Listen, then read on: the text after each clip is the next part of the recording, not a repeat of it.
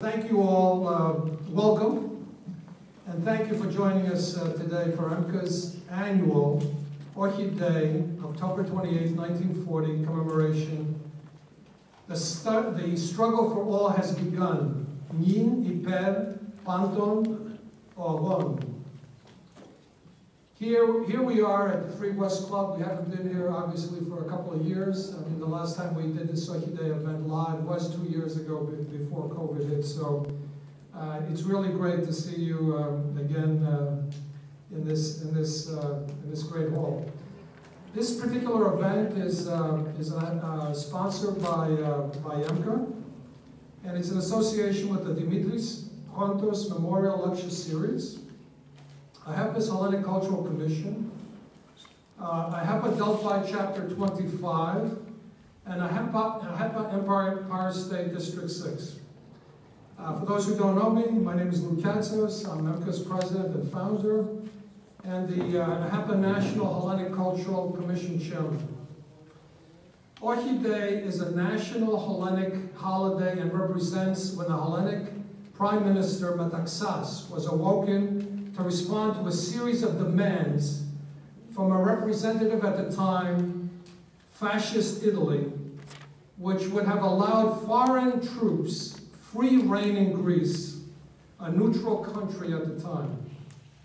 When the Italian ambassador, Emanuele Grazzi, visited Metaxas' residence and presented those demands on the night of October 28, 1940, and that was at 3 a.m. in the morning, by the way, Metaxas curtly replied in French, and I'm not going to do the French, "Then it is war," is what his response was. His response to these demands and the Hellenic public's "Ochi," no. Remember that Metaxas, because some people confuse, they think Metaxas said no to Grazzi. He didn't say no. It was the people in Greece who said no, and it was in the newspapers that the word "Ochi" appeared, and that's how we get basically the name Orchid and Orchid Day. This Orchid led to historic battles by the Hellenes against the fascists, which had international consequences for Europe and the free world. It was the first time in the European theater that a fascist Axis power was defeated after taking over country after country after country. I think there were about 13 nations that were taken over before this particular event. And it galvanized all of Europe with the thought that the fascist Axis powers could be defeated. Hellenic heroism raised the hopes of occupied Europe and caused the Nazi forces, which were scheduled to attack the Soviet Union under what they called Operation Barbarossa, to divert their forces and invade Hellas instead. So Orchid Day started in late October. There was fighting, obviously, for about 6 months, back and forth. Originally, they invaded, Greece through Epeiros. The Greek forces pushed them back into Albania. They had actually taken over about 25% of Albania. And then around April of 41 is when, in fact, the Nazi forces decided to divert and come into Greece. I just want to give that background because it's important for those who may not understand what Orchid Day is all about. This diversion, which led to the delay of the Nazi invasion of the USSR and the Nazis' eventual defeat there in the Soviet Union, was a major event in World War II. So when we think of Orchid Day, do not think of it just as a Hellenic national holiday.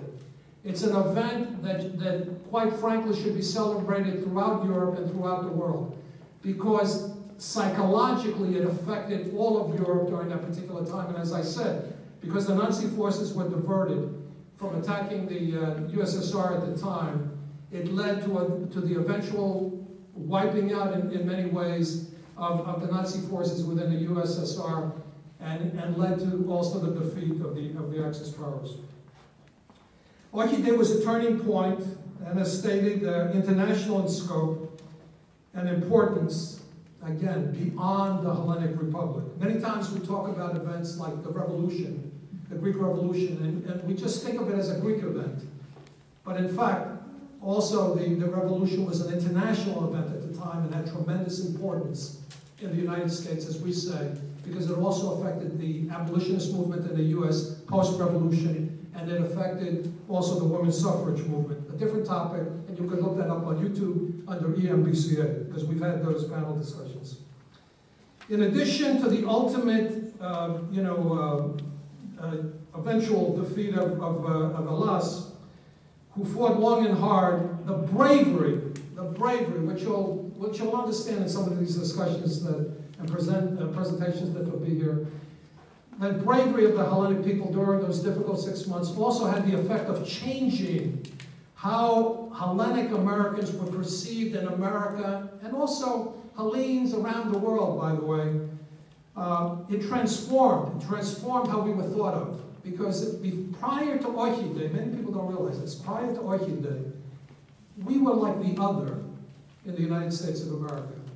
But that bravery, which we'll get out in these discussions, galvanized everyone, and certainly Steve is going to talk about what was taking place in the newspapers in the United States, but that's representative not only of the newspapers in the United States, what was going on while these battles were taking place, but throughout the world in terms of the media of the time.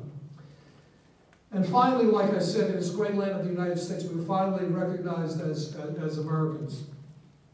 The lecture today will include presentations by historian, researcher, author Peter Yakumis on American news coverage on Orchide, historian, artist Vasilios Chrysochos on Orchide, the cultural impact on Alas and the world, and Marcia Economopoulos, the museum director of Kehila, Kadosha Yanina, on May Their Memory Be a Blessing, Greek Jews who fell in battle on the Albanian front.